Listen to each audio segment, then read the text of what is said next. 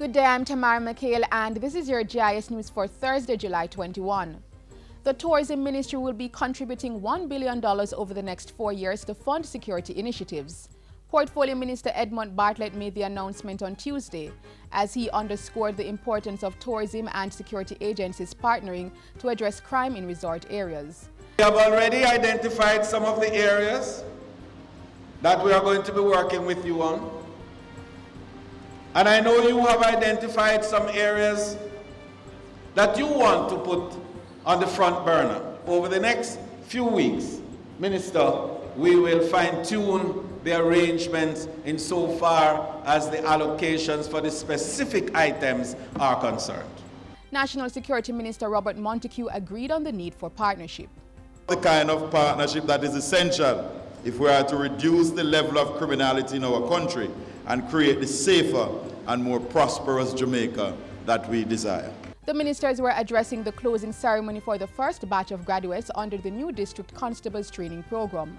With $106 million in funding from the Tourism Enhancement Fund, 89 district constables received training to protect tourists and Jamaicans in prescribed areas and resort towns.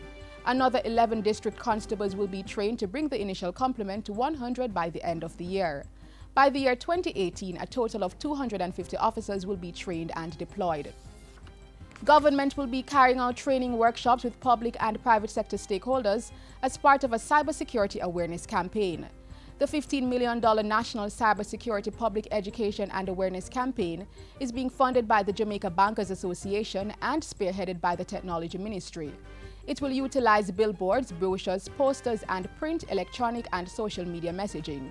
In his address at the launch, Technology Minister Dr. Andrew Wheatley said cybersecurity had become even more critical with the advancement of technology, including increased access to the internet. With information, we can and must empower our people to be aware and secure in cyberspace.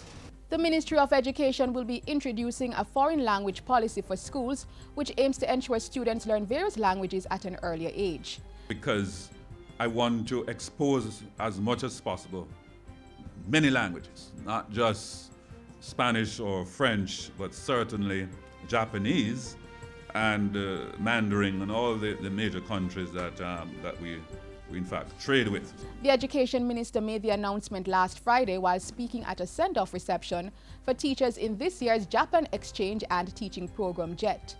The program, which is an initiative of the government of Japan, brings university graduates to the Asian country as assistant language teachers in their elementary and secondary schools.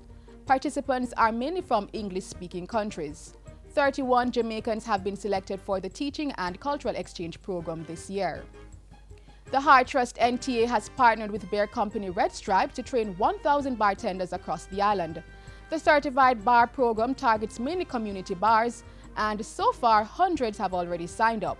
I would like to commend Red Stripe for this certified bar program, which will provide labor market-driven skills to Jamaican youth. Red Stripe's Managing Director Ricardo Nuncio says the move to target community bartenders forms part of an overall strategy to double earnings in 4 years. We will only achieve this ambition if we have all of you by our sides, being our partners, solidifying that relationship, and getting you with us in this journey. Trinidad and Tobago's Prime Minister Dr. Keith Rowley is calling on the future leaders of the Caribbean to shun cynicism and xenophobia in order to advance as a region. He was addressing the University of the West Indies Mona community on Wednesday. Dr. Rowley asserted the need for ownership of the Caribbean and confidence in where we are going. The Trinidad and Tobago Prime Minister, who was in the island for a 4-day official visit, became the 17th person to be inducted into the university's Prime Minister's Park.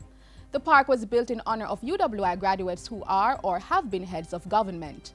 I am so grateful to so many people that everything that is said about me and my attainment and whatever happened, I share with all those persons at UWI, where I spent most of my life. The 7th Prime Minister of the Twin Island Republic attended both the Mona and St. Augustine campuses of the UWI, earning a doctorate in geology.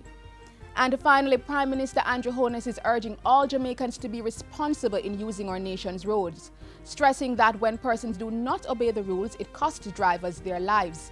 In a recent video produced by the Office of the Prime Minister, Mr. Holness said he was deeply concerned that over 200 persons had died in road crashes since the start of the year. Drivers, passengers, motorcyclists, and pedestrians, slow down. Observe the rules of the road. Be courteous. Drive defensively. Be considerate. Buckle up. Wear a helmet. The careless overtaker is only rushing to the undertaker. And that's it for GIS News today. I'm Tamara McHale. Thanks for watching.